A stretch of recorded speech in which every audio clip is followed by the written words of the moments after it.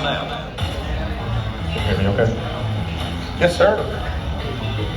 Coming to you live from Buffalo Wild Wings in Nacogdoches, this is the SFA Coaches Show. It's time to hear about all things SFA sports, directly from the head coaches. Tonight's show, sponsored by Texas Farm Bureau Insurance, protecting Texans since 1952. Cadence Bank, proud sponsor of SFA Athletics. Opportunity lives here. Bud Light, it's for the fans. Agility Insurance Services, the nation's premier FMO. And by Pilgrims Nacogdoches, official partner of SFA Athletics and Buffalo Wild Wings. Proud presenting sponsor of the SFA Coaches Show. Now, here's the voice of the Lumberjacks, Chase Merrill. Let's go, Chase. And welcome into the Buffalo Wild Wings Coaches Yeah! Show. Clapping in his face. As we get to sit down back with our old friend, Coach Colby, Carthel, head football coach of the SFA Lumberjacks. Coach, how's it going? Well, it's going pretty good. I'll tell you what, Chase, glad to be back, sitting here with you and enjoying some Buffalo Wild Wings with a bunch of fans out here tonight, getting ready for a big homecoming week. Super excited for homecoming, but before we go into that, I want to jump back. It's been a couple of weeks since we've been out here talking to this great crowd and the fans, but I want to talk about the matchup against the reigning Southland Conference champs at the University of the Incarnate Word. You took down that team that hadn't lost at home in their last 9 games, and also that was just their second home loss in their last 27 matches at home. Could you just recap that game and how it felt to be able to go into Benson Stadium and dominate overall? Yeah, that was a fun win for the Lumberjacks, and really, really proud of the way their guys played.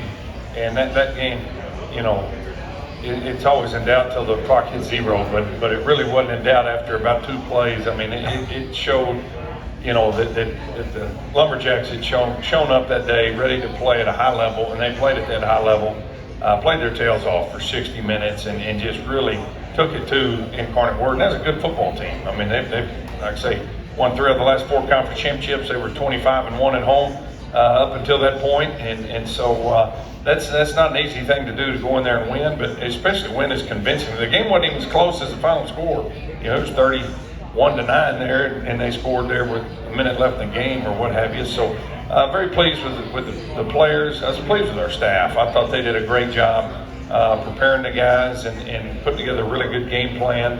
And there was, there was some stuff that had gone on over the past year, and everybody was fired up for that one, you know, players and coaches alike. And so I think they got our best, and that ended up being enough to get a big win and get to 1-0 on the week, and more importantly now 2-0 overall in Southland Conference play. And it's 1-0 on the week, but it also marks your first road win of the season for you guys. Does that give you a big morale boost in the program throughout going into the rest of conference play?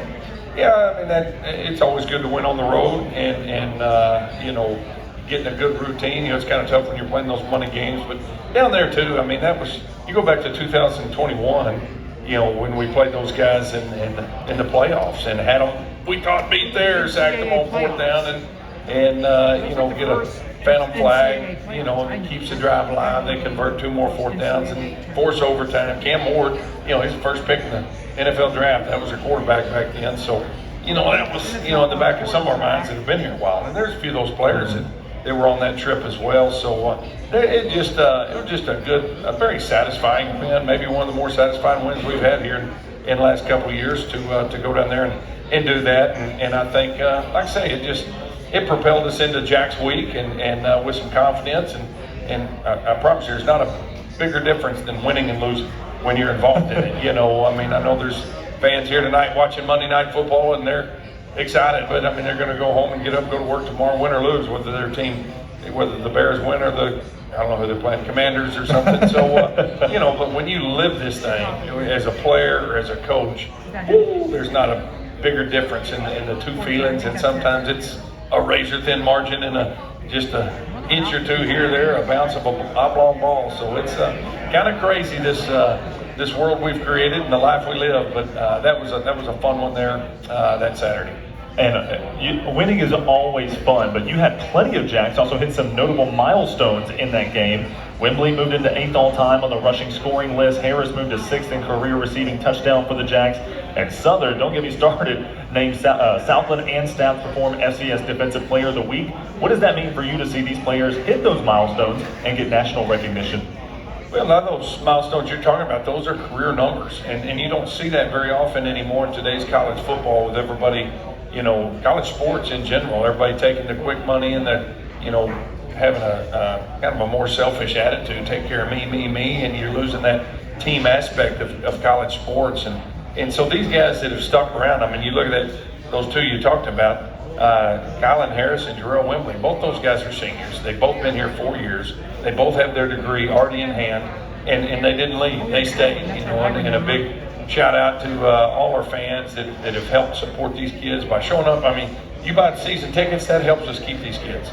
You're a member of the Purple Lights Fund, the Sawmill Collective. I mean, all those things, everything adds up. And so it's SFA that has been able to keep them, not a paycheck, but the support that we have for this program, allows us to have a unique culture in that locker room. Our locker room's terrible. We got bad facilities in football, and that is what it is, where we live in. But it's not about the building, it's about the people in it. And we've got good people in there. And so these guys have stuck around. So you're seeing, two really good offensive players there with some career milestones. And then, Jaden Southern, my goodness, that ought to be the Wikipedia page of what playing college football is all about. He played at a smaller high school, played all sports. We recruited him. He wasn't very highly recruited, 0 stars coming out, and signed at SFA for a partial scholarship, came out here and just found a way to make it work. And next, he played special teams as a freshman, earned a little bit more money, played a little, backup, earned a little bit more money. Now he's on a full scholarship. He's a team captain. He's a single digit, and he is an NFL prospect and having a career year this year. And what a game he had, 16 tackles, a couple sacks, and he's National Defensive Player of the Week. And so that's what people are missing nowadays in our reset button society. And it's hard. I'm not getting instant gratification. If Jaden Southern had that attitude, he'd have quit a long time ago and transferred somewhere. But here he is. He just kept climbing the ladder and kept putting his best foot forward. And now it's paying off for him. And sky's the limit for him in his career. Just kept continuing to grow. That's right. So we talked a little bit about the quick strikes, or at least you mentioned it earlier. I want to talk about that. The rhythm offensively has improved weekly, especially after that quick strike at UIW. It was 5 plays that you guys scored 2 touchdowns in, 5 offensive plays for the Jacks. I'm sure, you talk about all the time, this team's continuing to grow. They haven't hit their full potential yet, but what are your thoughts on overall those 2 quick strikes and how they've progressed since the start of the season? Offensively, yeah, they have. I think they're getting better. I think that starts with our quarterback play. And Sam be the first to tell you he wasn't playing great the first year, and I think was a little timid and just unsure coming back from a season-ending injury like he had last year. And so I think it took him a little while to get his confidence back, and confidence just that, hey, I can step into this, I can attack, and I don't think it was I think it was all subconsciously, really and truly, and so that's where it's just experience and reps. And so now he's playing better, and in this game it's all about the cue. You're only going to be as good as your trigger man. And so now that he's kind of settling in and playing back to his old way of playing and level of playing, you're seeing everybody else elevate. So quick strike or long drives. I mean, you go back to the McNeese game and the Cal Poly game. We're grinding things out, 4-minute offense there at the end. That's great to see. And having Drill back-to-back Southern Conference Player of the Week because we were able to run the ball so well. But then at the same time, if you're going to press us up or you're going to try to blitz, and we knew UIW was. We knew their game plan was to attack, and we were going to attack pressure with pressure. And so when they brought pressure, we put the pressure back on them by throwing the ball down the field and some incredible catches by our receivers and some really good job. A really good job by our offensive line picking up those blitzes, and it got them out of their blitz game and in a hurry. And so kudos to that offensive group. And so since that game, you guys pick up the win, but you guys have had a little bit of an extra rest because of the Jacks Week. How has that extra rest benefited this team?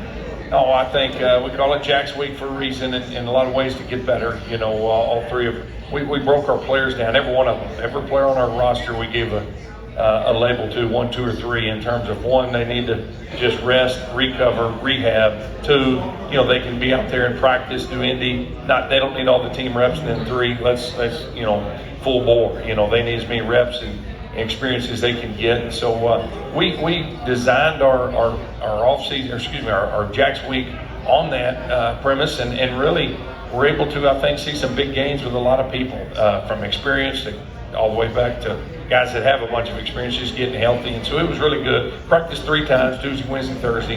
Went in the weight room 4 times, and then everybody got a long weekend. Coaches still had to work. We went and got on the road Thursday and Friday and saw a bunch of games. Went to a couple of junior colleges and everything else. But went out and saw some of our commits that have signed on or fixing to sign on to be Lumberjacks, and so that was good. But then Saturday was awesome. Sunday didn't have a game on Saturday and didn't have a lot to do Sunday because all the work was already kind of pretty well done for this Nichols game. So everybody got to spin it the way they saw fit. I sat hunting blind with Bear and Stone, and there you go. We didn't get to shoot anything, but Mama and Major, they shot a bunch of hogs, they caught a bunch of fish, and we had a big time out there. Just good old time. We did everything but football on Saturday, I promise you. Well, that's always good. Sometimes it's good just to get a quick breather and right back to it. There's not a lot of those in this profession, and so you better make the most of it. This game is so challenging and so taxing on a family that I think it's good for everybody involved. That when you do have time, you spend time at home, you spend time with family, and I think that will help with the longevity of the season and longevity and success and happiness of people's careers in this crazy profession they call college football. Well, you talked about the longevity of the season. You guys are right around the halfway mark. What stood out the most to you about this team's identity throughout 6 games? Well, I think we're still, working ourselves into who we are, but I think the identity of our team so far is that I've been excited to see is that we're getting better each week. And you look at some of the things we did and didn't do in Houston, and then to ACU, and then working into Salt. Just week in, week out, you're seeing the Lumberjacks get better, I think, in all facets of the game. We haven't played perfect yet, and we've still got a lot of room for improvement. But really excited about the growth of this team. It shows the maturity level, I feel, and we are a little bit more of a veteran led team. And so that's where no one hit the panic button when you're sitting there 0-2. Anybody want to be 0-2? Absolutely not. But we were outmatched at Houston. We played a bad quarter against Abilene Christian, but we're not going to give up on ourselves or our season. And those guys just kept working and kept bringing their A game each and every day. And so they've gotten better each week. And that's where, if we can continue to do that week in, week out, I think we've got a chance to have a fun, memorable season here at SFA. And so now we get to move forward. Now we get to look at the next matchup, and that is going to be against the Colonels from Nichols. They come in with a 1-5 record, but I think that can be a little bit misleading for the type of team they will bring into Nacogdoches. What have you seen from the Colonels, and what matchups do they present on both sides of the football? Well, you're going to see just a very, very physical team come in here, and again, you can throw the records out the window. If we want to compare records, well, Abilene beat us, UIW smashed Abilene. There's no reason why we should even play it against UIW. And we went down there and completely flipped that script. And so that's why in this league, you look across the Southland Conference, the first place team to the last place team, what differentiates that? Usually about 10 to 14 points each year, at least from, maybe the 8th place team. Sometimes there's some guys down there that aren't great, but, there's some great parity, and anybody can beat anybody on any given Saturday. And so we've got to be ready. Obviously, we played them last year as a physical game. That's when we lost our quarterback, and Sam went down with a season-ending injury. And so we got to challenge the offensive line today. You guys better step up and take it personal. Keep your quarterback upright. And their defense, Nichols' defense, is, I think, the best defense we've played since Houston. And they're very, very sound. Their top their head coach, he was their DC last year. He's still their DC now.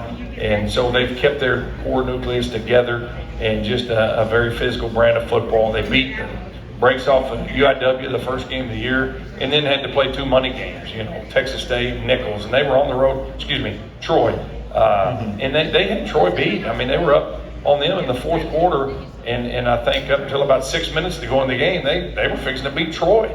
and Troy scored a couple late to take the lead and win the game. But that's who they are. They've had some injuries. They were coming off a bye week this week as well. So hopefully they get some guys back and healthy and get you don't want to see anybody hurt. You want to see everybody at their best. And so they're probably about like us, a little beat up halfway through and hoping to get some guys back. And I expect a very physical, hard-fought, 3 yards in a cloud of dust. It may be first 1 to 10 wins Saturday. I mean, because I think 2 really, really good defenses playing.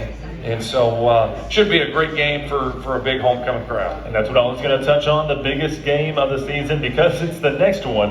Homecoming crowd, how is it important for you guys to see a packed house on Saturday night? I think it'll be awesome environment here. Homecoming week, there's a lot going on. It doesn't really affect us. Everybody's like, oh, is that a distraction? Homecoming? It's not. Well, it's business as usual with our practice and what we're doing day in, day out. We do have a bonfire to go to on Friday night at 8 o'clock. And so, if watching a bunch of pallets burn is a distraction, then, I guess we're in trouble. But I think, our guys are very focused in terms of what's at stake. They're playing for a conference championship on Saturday night at 6 p.m. And it is going to be a big crowd. And the game of football is fun to play if you're a competitor. It doesn't matter if there's 6 people in the stands or 60,000. You're going out there just to beat the man lined up across from you. But it does make it a little bit more fun when there's a packed house. And so that last home crowd we had with family weekend was awesome. And I think they're expecting big numbers this week, 12, 13,000, maybe more. I don't know. We'll look up there and see a packed house. I'm sure it's going to be got Chamber of Commerce weather scheduled for Saturday. So should be a beautiful day and a great day for some Lumberjack football out here in East Texas. Coach, I'm ready for homecoming, but is there anything else you have for Jack Nation? Hey, show out and watch these guys. They've worked their tail off all year, and we got some fantastic players, and they're playing for all the right reasons, and they bleed purple. So come out and support these Lumberjacks. It's going to be a great weekend. 6 o'clock Saturday night, Homer Bryce, big homecoming game against Nichols. See you there. Axel Jacks. Is that enough? That'll work. All right, there you go. Coach Carthel, thank you so much for joining with me up here. We're going to take a quick break and we'll have our next guest when we come back. You're listening to the Coaches Show on at Buffalo Wild Wings on the Lumberjack Sports Network from Learfield.